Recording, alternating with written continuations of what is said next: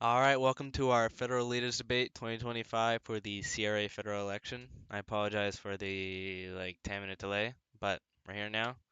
We're gonna get right into it. So, first question for Alfredo Vince, Michael Carty, Maple Alliance. How are you going to Hello. negotiate with the United States in the light of recent tariffs? Okay, so that is a good question. So I'm gonna make a team of economists, lawyers, and strategy people, and then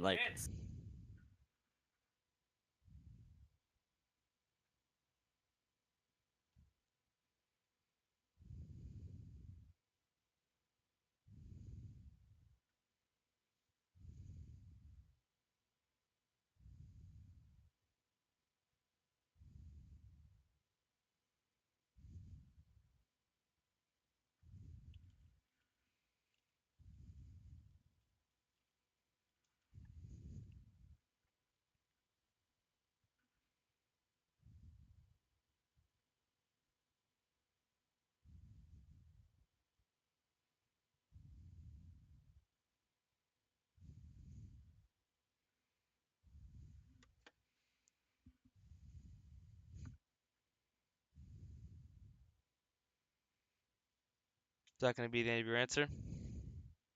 I'll get a timer going here in a second so we can time it.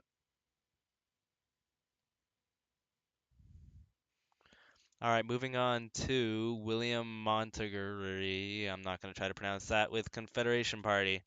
What would you do to negotiate with the U.S. in light of recent tariffs? All right, so the economic interest of Canada always comes first. So we're obviously going to find a neutral ground with most notably President Donald Trump to get these tariffs reduced to a very low percentage and hopefully at 0%. It's gonna be one of our biggest goals once if I get into office because once again our economic interest always comes first for this country. Whatever is best for this country is a priority. All right, moving on to. I gotta remember what this guy's name is. The Quebec guy. All right, you get our second question. Do you believe that the United States can still be trusted to work with Canada on military and defense?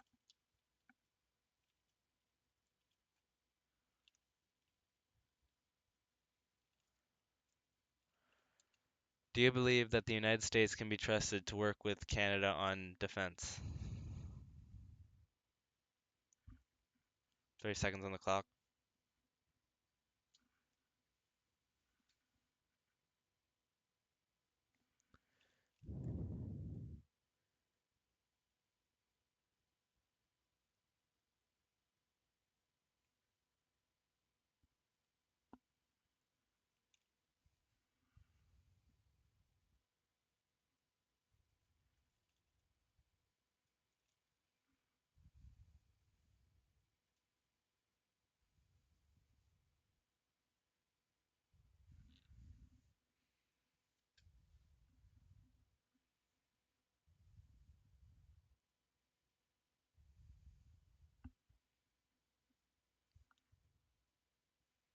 All right, moving on to Gord Smith with Wildrose Party. Question number three. What would you do to protect tariff industries? Thank you for the question. Well, first of all, to protect our industries against tariffs, we need to have industry in Canada. Currently, our weak government has been sending our industries abroad, making it very hard to protect against tariffs and making our economy very susceptible to American tariffs. It is extremely inefficient if to transport goods from one side of the country to the other side of the country, you have to ship it through the United States. That makes us extremely, extremely vulnerable to American tariffs. And under a Wildrose government, we will stop that. And we will ensure that everything is made in Canada and transported within Canada without needing the United States to ensure our stability in the economy. All right, thank you. Moving on to Cardi again. Do you believe that we should continue to go dollar to dollar for tariffs, even if it costs Canadian jobs and hurts our economy?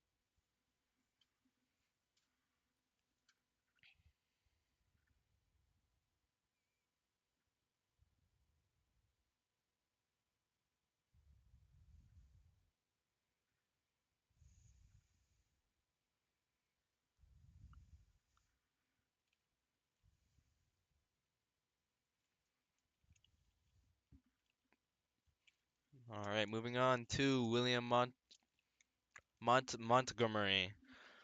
What about you? Do you support dollar for dollar tariffs? Could you repeat that, please? Do you support continued dollar for dollar tariffs even if it costs Canadian jobs and hurts the economy? So if it's gonna cost Canada and it's gonna cost their jobs and their economy, it's something that I'm not interested in. Like I said before, I'm gonna put Canada first and their economic interests first. And I believe that we can be stable without the United States and their support. So if in this scenario, if it is hurting our country, then it is not something that we should move forward with. Thank you. I'm going to jump over to Dr. Gord Smith. What are your thoughts on the dollar for dollar tariffs?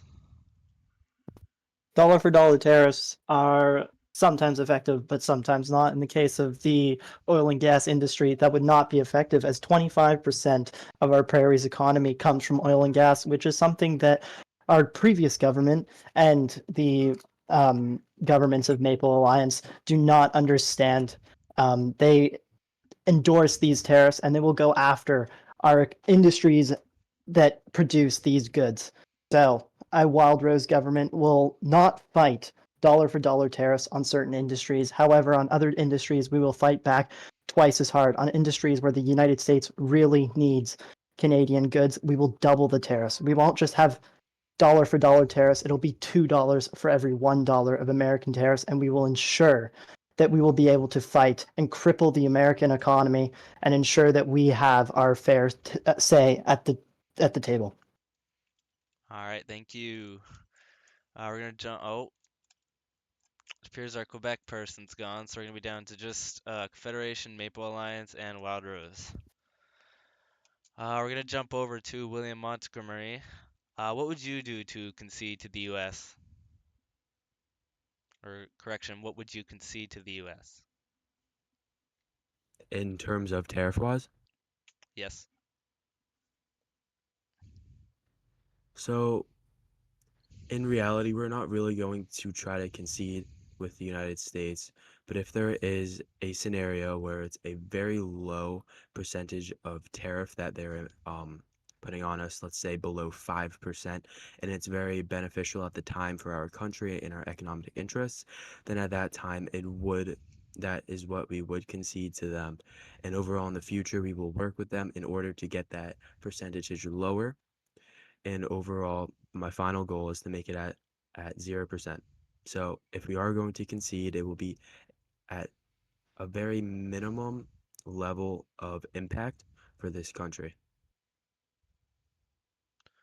Thank you. All right, we're going to be moving on to our next section here. Cost of living and affordability.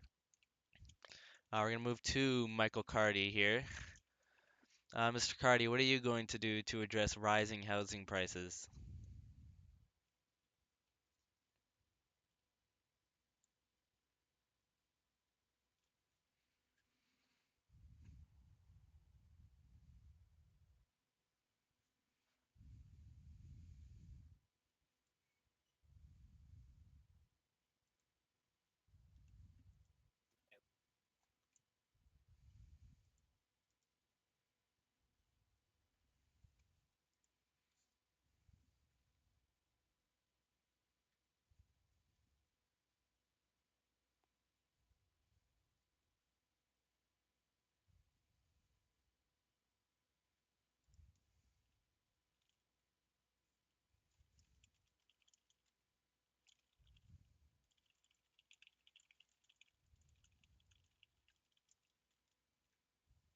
All right, thank you.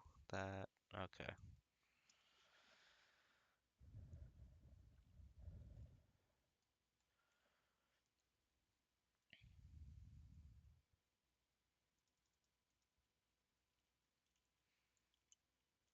All right, I'm gonna jump over to William over here. We're gonna take a question from our crowd. How you support small Canadian businesses, and how will you fix the large crime problem in Niagara on the Lake? All right, so of course we always support these small businesses and we will always try to give them publicity where it is due. And stopping our crime in Niagara-on-the-Lake, which is a war zone at times, is that we're going to start funding the law enforcement division, most notably the Niagara Region Police Service. We're going to give them more funding. We're going to not just punish them, the criminals, but we're also going to try to prevent in the future and try to put in programs and things that will stop reoccurring issues. We will encourage neighborhood policing. We will allow Canadians to secure and protect their own homes at all times. And in the schooling divisions for the youth, we're also gonna start teaching the cause and effects of crime and how to um, avoid that route going into the future into adulthood.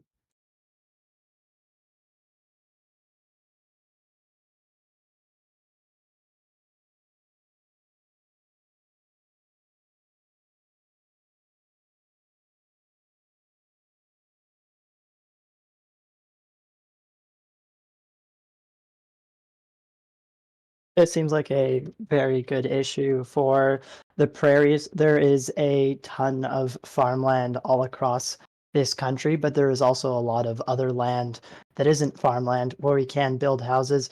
In major cities across the country, there are a lot of places where the cities are surrounded by farmland. In those cases, instead of building outwards, we should consider building upwards.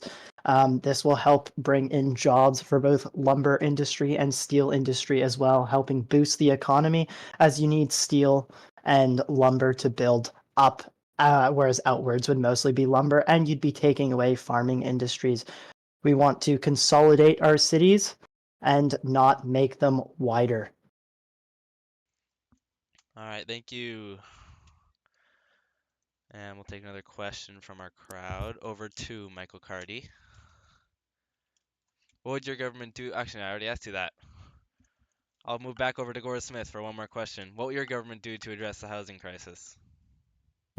Well, like I said, to address the housing crisis, we should build up, but as well as for families who want a home, as is the Canadian dream, we will be cutting all the bureaucratic red tape to ensure that houses go up faster and more efficiently. It should not have to cost you an arm and a leg just to get the approval to build a house and then have to then pay for the cost of the house. It should be easy and affordable to build a house, and that is what a Wildrose government will do. All right, thank you. And we're going to make a slight change in our schedule here. For the simplicity of allowing people to ask free questions, instead of having individual sections, we're going to move to just going through different questions from the public. So we will go to our next question, over to Michael Cardy. What are your plans for the future of energy in Canada?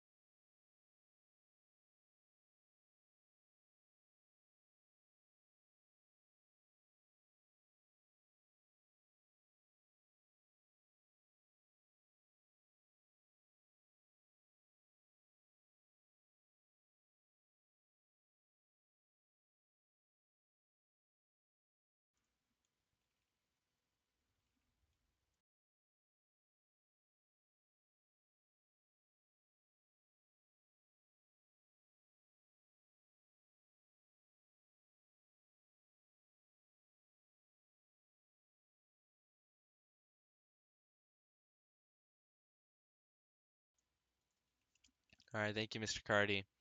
Moving on. Moving on to Mr. William Mont. I don't think it's gonna let you. Mr. William, what are your future plans for energy in Canada?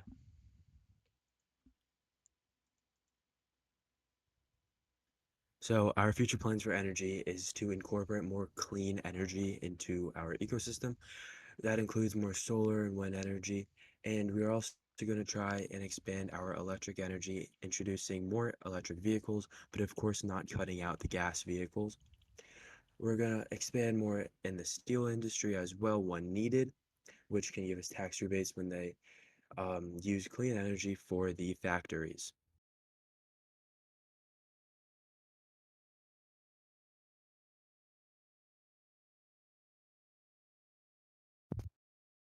So, while the future of energy in Canada is a very important one, with energy being one of the largest sectors in our country, what our two other leaders over there failed to mention was the oil and gas industry, which has the largest potential for growth in all of Canada and is one of the strongest industries worldwide. They do not want to use that.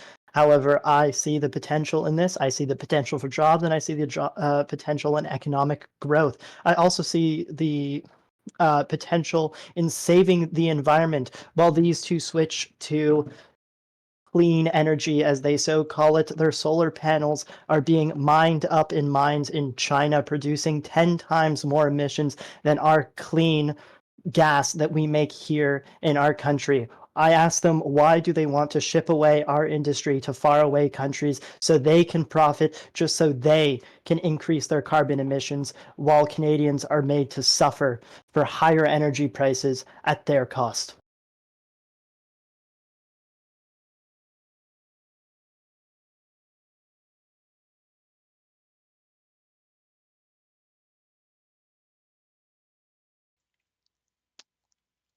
What are your plans on stopping crime?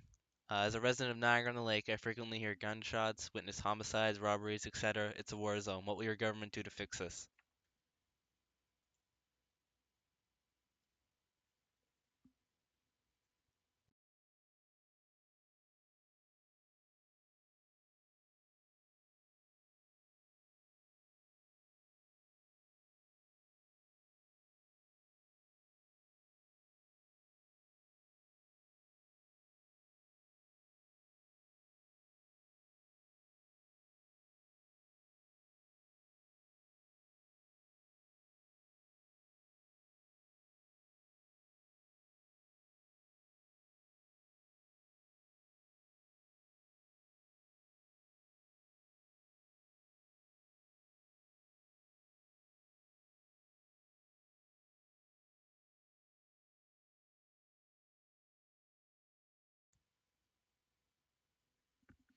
Alright, thank you, Mr. Cardy.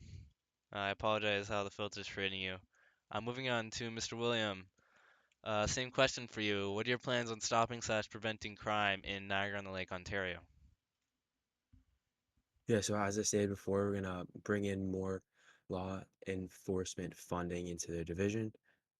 Um, we're gonna start that youth programs to prevent any crime in their future. We're not gonna punish. We are gonna punish. We're not just gonna punish, but we're also going to prevent any instances that may occur in the future. We're gonna encourage neighborhood policing, and then if hell comes to worst, we are going to encourage more RCMP patrol just to ensure safety in this treacherous region. And lastly, we're going to allow Canadians to secure and protect their own homes. And that's all I have for you.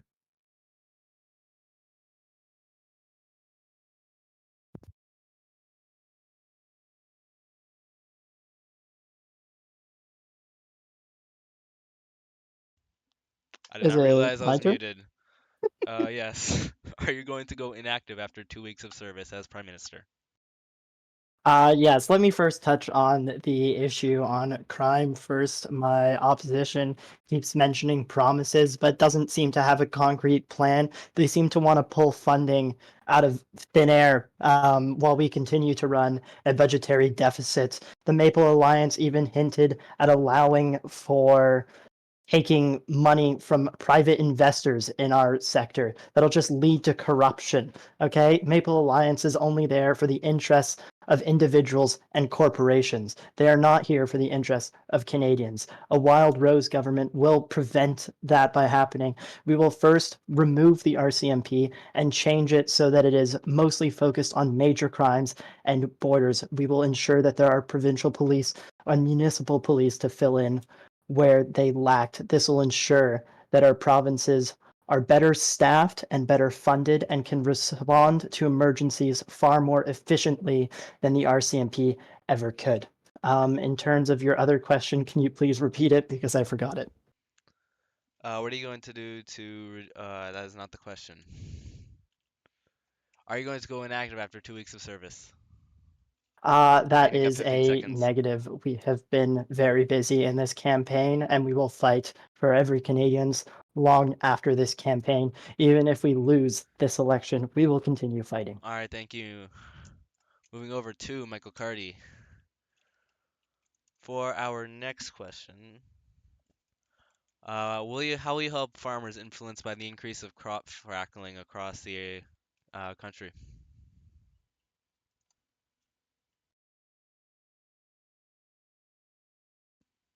How will you help farmers influenced by the increase of crop fracking across the country?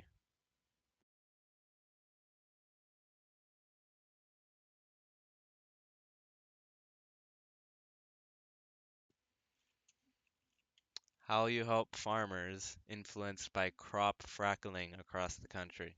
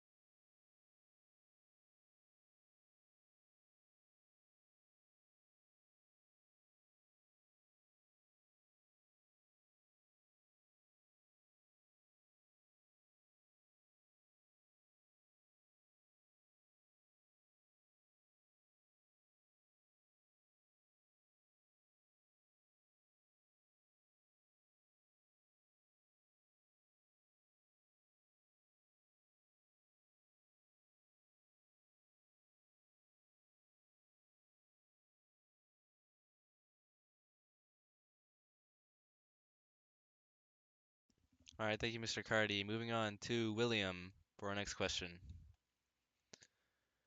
Currently, what are your plans in aiding and bringing a peaceful resolution to the Russia-Ukraine war? Upon the end of the Russia-Ukraine war, would you support allowing Ukraine to join NATO?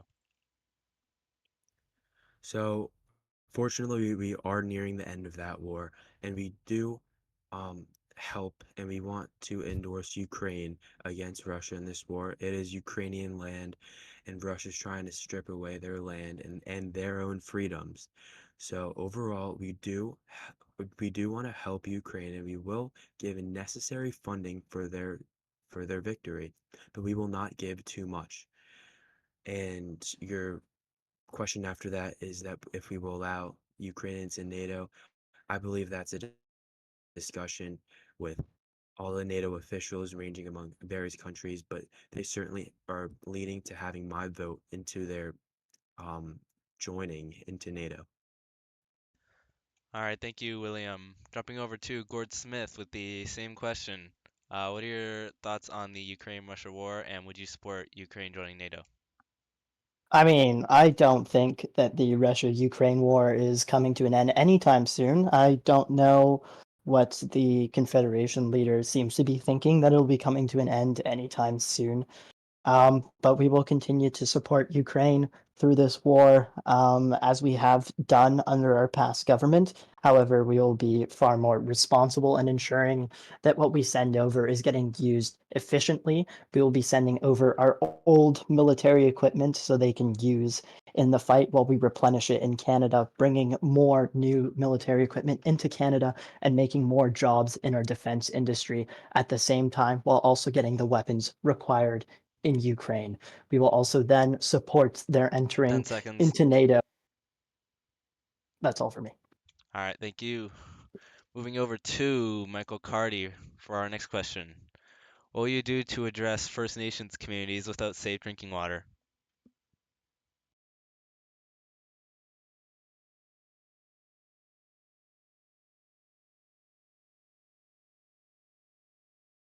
Correction, without access to safe drinking water.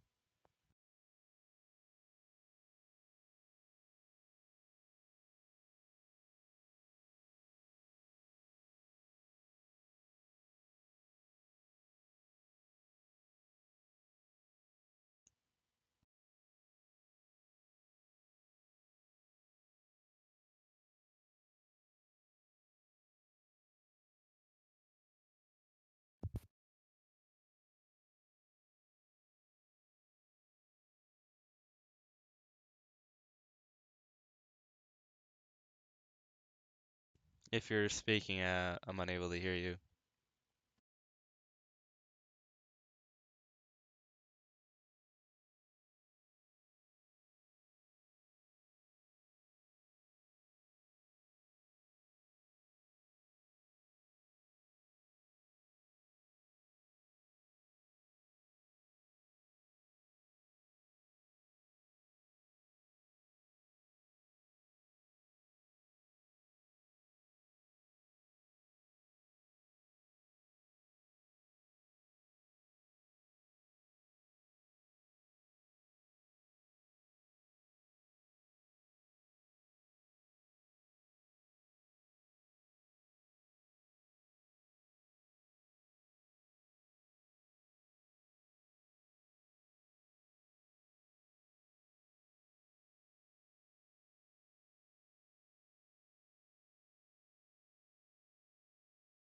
Thank you, Mr. Cardy.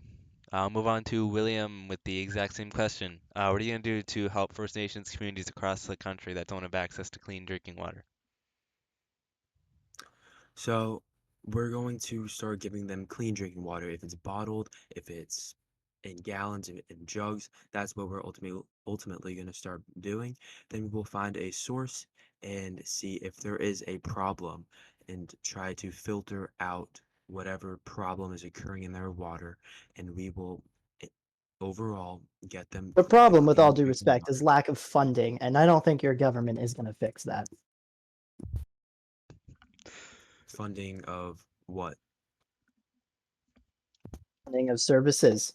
The government is taking First Nations money and it's not giving it back to them. It is not funding more resources for them to get their fresh water. You giving them fresh water in gallons and bottled water is not going to solve the solution. And this problem is not them, it is the government. It is a government that has been run ineffectively for the last 10 years, and only a Wildrose government will bring change to that. All right, thank you, William. Moving on to Gord Smith with the same question as well. What are you going to do to help First Nations communities across the country that don't have access to safe drinking water? Unlike the other leaders, we actually have a plan. And for our plan, we are going to work with band leaders and chiefs to ensure that the money that they are sending to the federal government is directly reinvested into the community. All of their taxes that they pay towards the band and towards the federal government will go immediately straight back into their community to ensure that they have access to clean, fresh drinking water, whether that be the replacement of their pipes or the creation of new water distillation or water filtration systems. We will ensure that it is done and we will ensure that it is built. Thank you, Mr. Gord. Jumping over to William, Mr. William. Um, Mr. William, objectively, what is the best ice cream flavor? I don't think that's a appropriate question for this debate right now, but I like to say chocolate has my vote right here. That's false. False news. False news, but you don't know my opinion, and it's an opinion-based answer. It's not factual or anything, but you know, How can you say you will serve it how can you it's say you will serve stereotypical. Canadians if your It's ice cream flavor is not Canadian? I didn't realize This ice is your cream this is your flavors this is your have prime a minister, people, country. someone who wants to run the country, who doesn't even have the same interests as Canadians, who doesn't even like the same ice cream flavor as Canadians. It's not even a Canadian flavor. This is outrageous. Outrageous, even though ice cream flavors don't really have a country in sorts, but you know, it's stereotypical from the Wildrose Party to I make would these beg to differ. I allegations. would say that Moose Tracks I I would say that Moose Yeah, Tracks yeah, ice cream is please be very quiet. Canadian, and Please be you quiet. choosing chocolate ice cream over Moose Tracks ice cream, this is Thank just you, Mr. Gord. Thank you, ridiculous. Mr. Gord. That ends our question. Moving over to Michael Carty for our next question. Do you think immigration plays a part in the ongoing housing and cost of living crisis in Canada?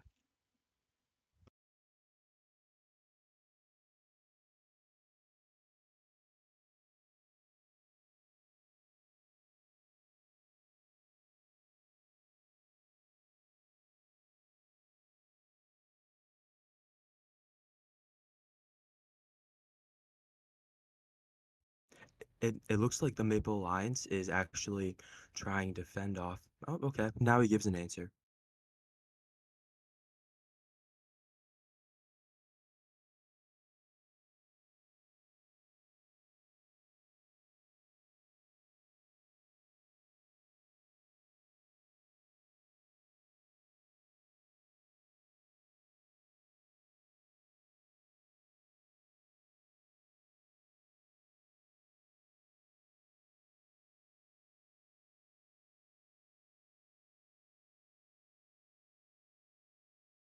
His answers are so false, they're being censored.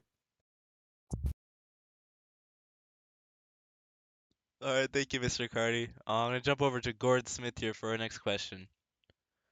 Do you think farmers in Canada should shift to a more crop-based production focus rather than livestock production to combat the ongoing global warming crisis?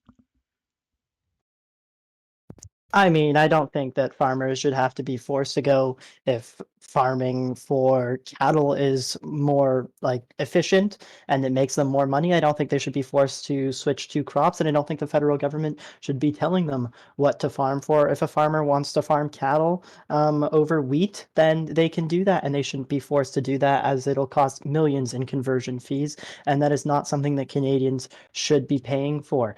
Global warming is something that can be addressed other ways. Cow what manure and methane gas from cows does not contribute that much to global warming, and there are many ways that we can address global warming that isn't affecting Canadians and destroying their livelihood. Thank you, Mr. Gord. Jumping over to William for our next question. How will you ensure strong economic ties with China without sacrificing national security? So this obviously ties in hand with our United States policies on we are going to find something that is secure for our country, but is also beneficial at the same time. China has things to offer, and they also have things we want to avoid. We're going to filter out the things that, or we're going to filter out the things that are bad for Canada and help bring in the things that are good for this country, and ultimately, um, do whatever is in our country's need. Thank you, Mr. William. We're going to move to Michael Carty for this next question. Mr. Carty, will SIG be representing your party in answers via voice communication? All right. Same question for you. How will you ensure stronger economic ties with China without sacrificing national security?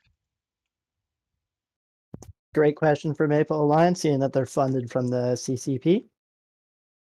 Or that is a That rumor. that's a wild accusation right there. That is an accusation. So just to point that out, I'm waiting to be teleported, but I can't answer already. Um, well, China is it has important economic features, of course, to Canadian citizens. It is important that we keep the security level at the same, at a higher rate, of course, as there are multiple security uh, difficulties that may arise with certain trades that come from China. Um, so can you quickly repeat the question? What second was the question again? How will you ensure stronger economic ties with China without sacrificing national security? And you've got 15 seconds. Right. So sorry about that. Well, I'd say we, of course, we keep the current security implications, as I believe right now they are doing what they're supposed to, and we keep monitoring China and Mr. Singh, I how. have to cut you off. The time is Oh, up for that question. Moving sorry. on to our next question. Over to Gord Smith. What are your thoughts on oil and gas pipelines? Do you support the construction of new ones? Yes, oil and gas pipelines are the lifeline of our country. One of our biggest economies in our country is oil and gas, and it can only be expanded upon. The last couple of years, it's been held back at the cost of our federal government, and the Wildrose government will plan to improve it. An oil and gas pipeline not only benefits Alberta, Saskatchewan, and British Columbia, but it'll also benefit Ontario and Quebec as well. It'll benefit all of Canada. The oil that is pumped out of the ground gives jobs and gives an influx in the economy in Alberta. It is then pumped to to Ontario, where it is refined in the refineries of Sudbury. Not only that, but the steel used for the construction of the pipelines helps bring jobs in Quebec and Ontario, as well. It is then shipped out of Quebec to Europe and other economies, bringing even more jobs and more money to every single province across this country. The opposition will have you try and believe that oil and gas is bad for our economy and it should be phased out, but they do not understand how the world works or how our economy works. They rather sacrifice your jobs just so other economies can continue polluting even worse than our economy. Thank you, Gord. Moving over to Mr. William on this next question. What are your thoughts on the prevalence of electric cars in Canada? Do you believe they are a beneficial economic and climate change move? So on that topic, I stand neutral. I believe electric vehicles are beneficial for our economy, but I also believe gas vehicles are too. Electric oh my, electric vehicles um definitely bring down our gas emissions and is better for the climate, but also our gas I have a vehicles question for the leader. Are and here you he comes. trying to are you trying to increase Tesla vehicle sales in Canada? One of Donald Trump's top advisors. Those are one of the top selling electrical vehicles in Canada. Will you continue to subsidize them after they sold millions of dollars in government subsidies from defrauding the government only a few months ago, while Elon Musk continues to push for more and more tariffs? I hope you know that electric vehicles don't just come from Tesla, they come from many other different brands. Yes, I Some know, are but I'm Canadian asking in that specifically fact, about but Teslas. Will also Teslas also be subsidized under your government, or will you only draw the line at Canadian-made electric vehicles?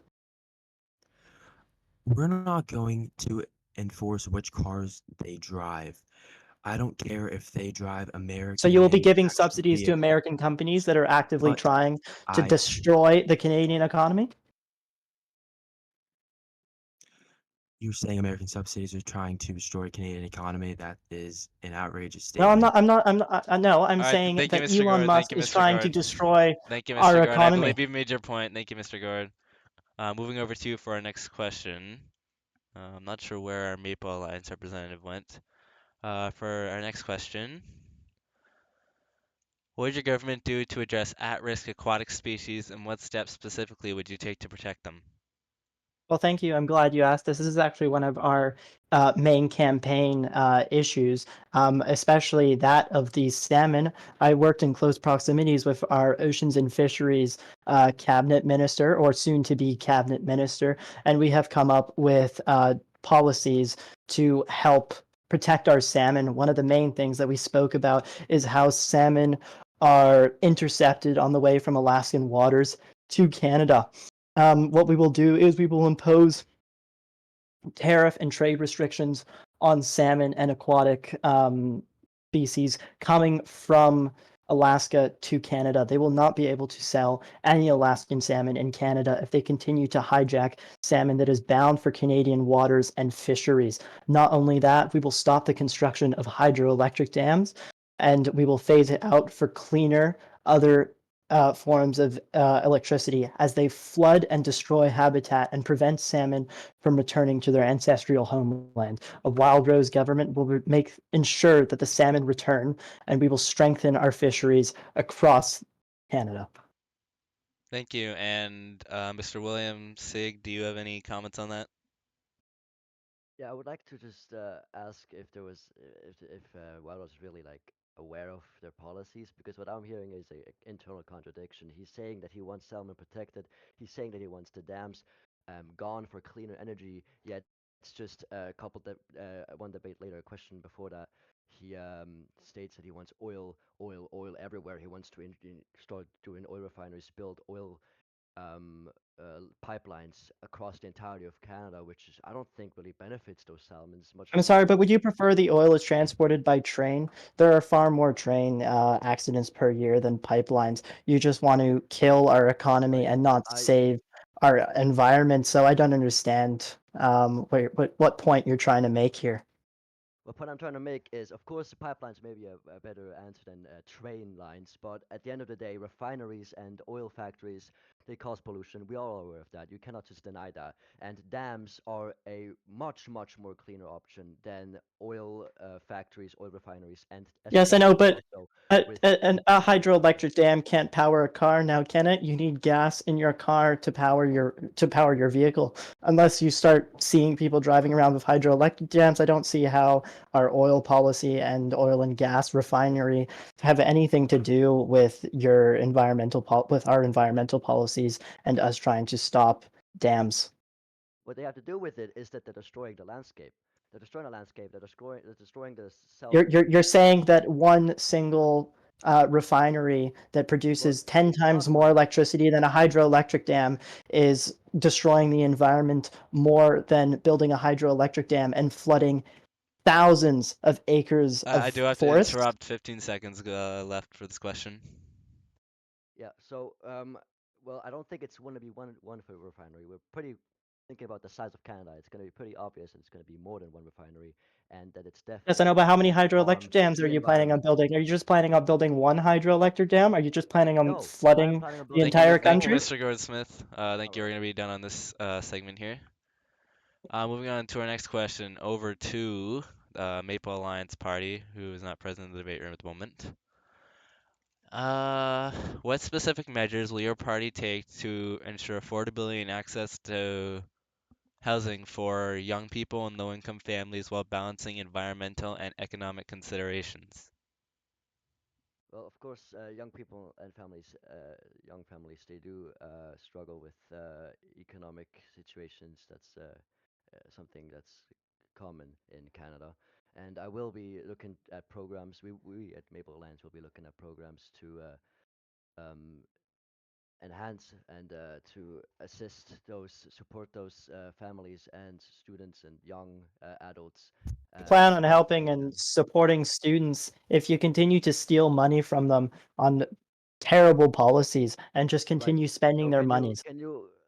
please point out what this has to do with trying to support young adults here, please? I'm trying to talk about That's what supporting them you for can't claim housing. you But can't you're claim you you're saying support that young there's adults if you policies. I am continue to not take their getting. tax money I and am you not don't getting reinvest it the into them. They Thank just you, policies. end up Mr. in the Gord. Thank you, pockets of Mr. you and Gord. your We're gonna move friends. on to the next Mr. Smith. question. Over to William here with the Confederation Party. Are you going to continue to increase funding for the RCMP's border integrity unit across the country? Yeah, that's a good question. Of course, we are going to increase funding for our RCMP border and our CBSA because it's what keeps our country safe. We don't want illegal immigration because things that come with illegal immigration is violent crime and backbone of gangs and drugs. That is not what Canada needs. So we are going to fund that division. We are going to give them better technology, training, and support. We are going to encourage people to come in legally with a faster and easier process. It is what Canada needs, and I'm going to do my hardest to make sure that everybody that enters this country comes in legally.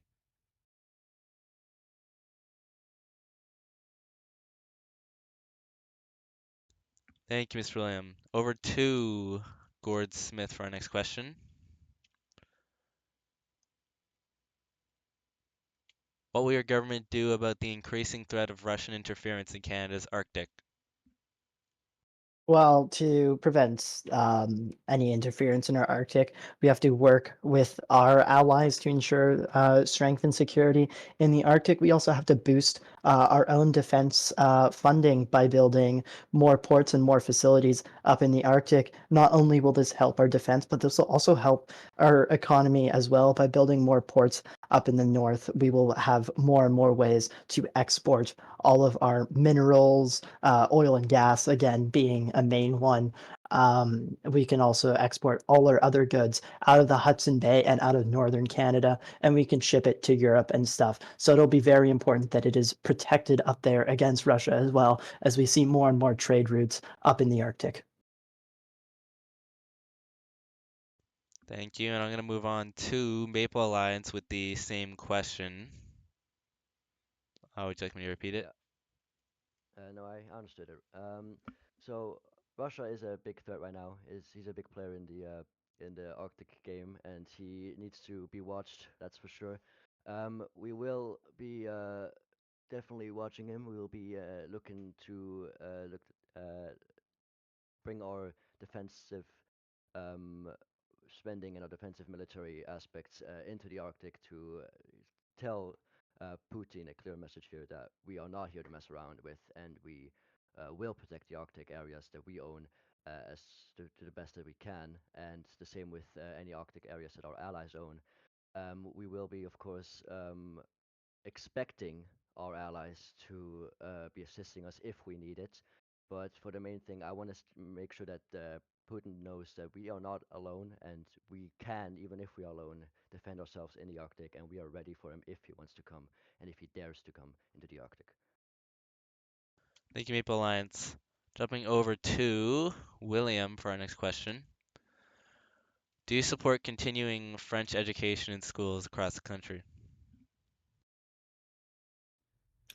Of course, we support French education. I mean, French people um, are part of Canada. They are what inhabited our country, and they're a part of us. We're not going to discriminate. We're not going to say, no, you're French. You can't learn that type of education. We're going to allow everything to happen here. Yes, it can come in moderation because they will learn Canadian and French. However, we are not going to eliminate that from our schooling. Thank you, Mr. William. And on to Gord Smith for our next question.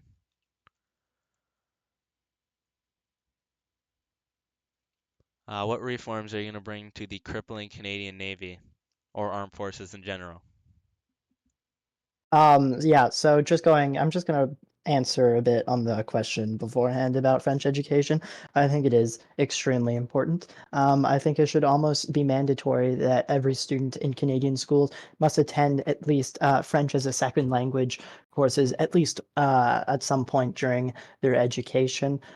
Just recently, I actually saw a picture in Metro Vancouver for a new subway line or one of the train lines there, and there was a sign that was in English. Was one of the main languages on there, as well as there was a bunch of other languages, but none of them were French. It was a mixture of Mandarin, Cantonese, Thai, and a whole bunch of other languages. And I just think that it should not be acceptable in Canada. I believe that our two official languages are indeed French and English, and no other languages should be prioritized above that. If you are coming to Canada, you should know how to speak both English and French.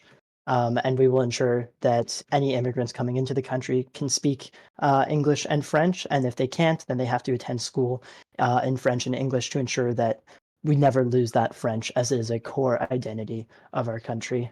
Moving on to the crippling Canadian Navy, we Mr. Gar, propose I got to cut working. you off. We got to move on to our next question here. Oh, my bad. Just so Sorry. everyone's aware, we're going to be down to about 10 minutes left remaining in this debate. For the Maple Alliance, how will you fight the use of fentanyl in Canada, and, or more specifically, address the opioid crisis?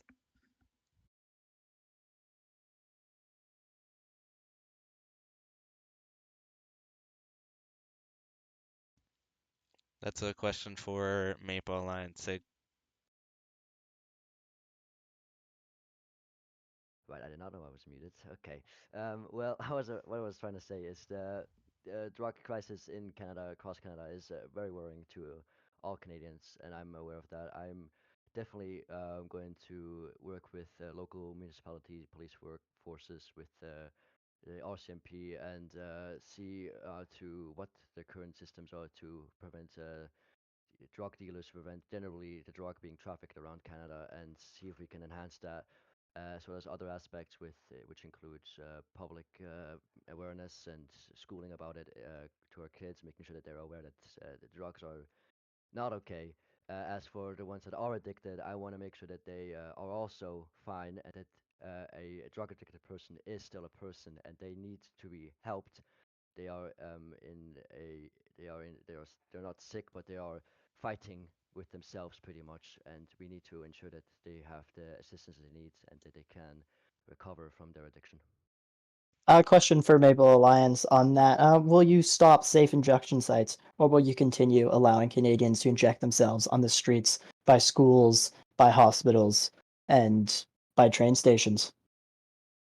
Right, that is a very a controversial topic, of course, because it's of course it's not very Well, good this is for. politics. You're going to encounter some controversial Yes, topics, and I am you will aware of have to that. answer. I am answering it right now. If you want to let me talk, I can answer it for you right now instead of using my minutes for this weird answers. As I Well, was then I saying, suggest you get it is going. as I was saying, it is a very crucial thing, and I want to limit it as good as I can, and I want to make sure that they get the help. Of course, it's Yes, no, hard. but limiting, do you It's mean hard. by It's limiting, hard to will you get dismiss. rid of, It's hard. will you Let get rid me of talk. injection sites? Let me talk. No, will you get rid of injection sites? A yes or Mr. no, Garrett please. Smith, I'm gonna have to cut Yes you or off. no? Can we move on to our next question? Thank you very much. For Mr. Gord, or Mr. Smith, Dr. Smith, how will you deal with the negative effects of climate change caused by your party's non-renewable energy policies? Well, the effects on climate change is a very good one. We've recently been have to dealing with the carbon tax. The carbon tax is just economic self-harm. The carbon tax has been economically harmful and environmentally meaningless. It drives up the cost for families and small businesses while it outsources emissions to countries like China. A Wildrose government will instead focus on exporting our cleaner energy, especially LNG, to replace coal globally. Will invest in nuclear development to meet the domestic demands with zero emissions power. This approach doesn't just shift emissions, it reduces them, and will do it while strengthening our economy, not weakening it with regressive taxation. The other parties are obsessed with carbon pricing, but they are blind to the emissions they are actually rising overseas. They're taxing Canadians while letting the world pollute. We will tackle these I have a emissions question where they count for you, at Mr. home in I'm gonna Canada. cut you Mr. Smith. off I have a Yes. for question for just a you. few seconds. I'll let Maple So Alliance make their comment. yeah, so you said you want to export with LNGs and all that. Do you know that these exports cause emission as well? I hope you're aware that they cause emissions. So you I can am aware, yes, explain. but do you know what I causes I more I I emissions? I I, I Coal, which powers the majority of Asian nations across in Asia. That coal is the number one polluter. It pollutes far more than LNG, and it pollutes far more than it ever will. If you give me a second, I can actually pull up the numbers in which the National Bank of Canada said that we could reduce our carbon emissions and reduce the carbon emissions in India alone. I believe it was if we export our LNG to India and we replace their coal power plants in India, we could save, Right, but I we talk about believe, India now. 2.5 This is not a billion domestic thing. tons. It's not No, a foreign thing. 2.5 billion tons I of was talking about CO2 domestic emissions. That exports, is not Thank three you, Dr. domestic. times. Smith. I'm gonna That have is to cut three you off times there. the We emissions are of ending Canada. the end of Three this times question. the emissions of Canada. Thank you, Your Dr. government will Smith. do nothing. Thank you, Dr. Smith. Thank Moving you. on to William for this next question. I apologize in advance. Les gouvernements this is suivent gonna be sur very. l'exemple des États-Unis et Can you introduira speak English, please? les colorants alimentaires artificiels comme les rouges fortis. Sorry to all the French people. Yeah, do you have any I answer? believe this is an English debate, and we will have a French debate in the future. Moderator. Oh, I think you should answer the question. Why don't you answer the question first, Mr. I, Dr. I, Goldsmith? I'd like to correct you. There What are is you a no doctor intention of in, a French actually? debate in the future. This is the only question. I would love to answer the question if it can be please rephrased in proper French. Oh, hold on. I think I found it. Comment allez-vous traiter les Québécois de manière à leur permettre de parler ouvertement de leur séparation du Canada sans discrimination de la part des médias grands publics et du Parlement? Does that help clear up the question for you, Mr. William Montgomery? No? That doesn't help clear up the question for you? Do you All not right, we're gonna speak move on to French the or understand last French? question. We're gonna move on to our last question for all of you. Moving on to Sig here with the Maple Alliance. How you guys address the homeless crisis across Canada? The homeless crisis, just like a drug crisis, it plays together a little bit, you might say, but it's also its own issue, right? We have to face different precautions there. I, of course, with affordable housing, as in our policy plan, we'd and I addressing wouldn't the call house that a crisis. policy plan. Right, Mr. You have your time after me, please. Speak about me after I speak about what my policies are, please. Stop Oh, interrupting well, me. you don't have a policy I'll be plan. You interrupting just have a you Dr. from list Gore, of point to point. please I promises. have a allow Sig policy to plan speak. for addressing the house crisis, which we will be doing for the homeless. Additionally, we want to, of course, get the crime because criminal crime on the street is also an issue that I want to address, which correlates with the homeless. I want to make sure that they're safe even when they're on the street, that they are cared about even when they're on the street, and that they get off the street as fast as possible and to a safer place, whether that be homeless shelter and affordable housing or assisting in getting jobs, social workers, all of that. I want to be working on that, working with the homeless and ensuring that they have all that they can get, all the support that they can get from the government. Thank you, Sig. I'm gonna move on to William with the same question. How are you gonna address the homeless crisis across Canada? So the homeless crisis is obviously a big problem for Canada, and it really starts with most of our homeless population has some sort of addiction. And to battle that, we are going to put in policies and we're going to educate the youth on the severity of addiction. And in the future, we are going to build more houses because we know that housing is unaffordable at this time.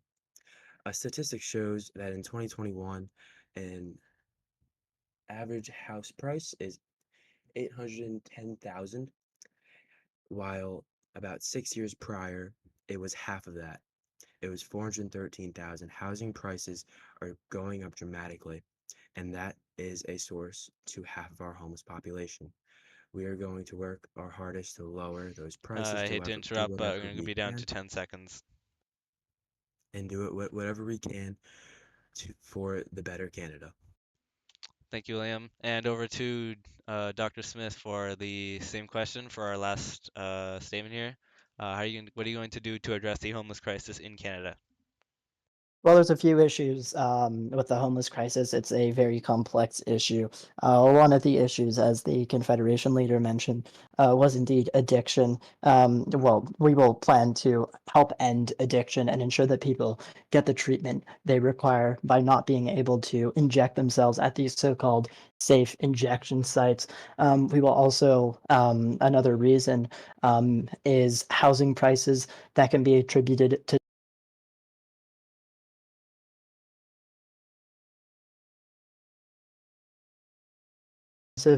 there's two ways we can address that, and that is by bringing more jobs into our economy, more higher paying jobs to our economy, which our policies and our We're gonna plans be down will to do. 15 We seconds. will also be lowering the price of houses, as stated previously, by cutting bureaucratic red tape and ensuring that houses can be built I would like to interrupt. I have faster a and question. cheaper.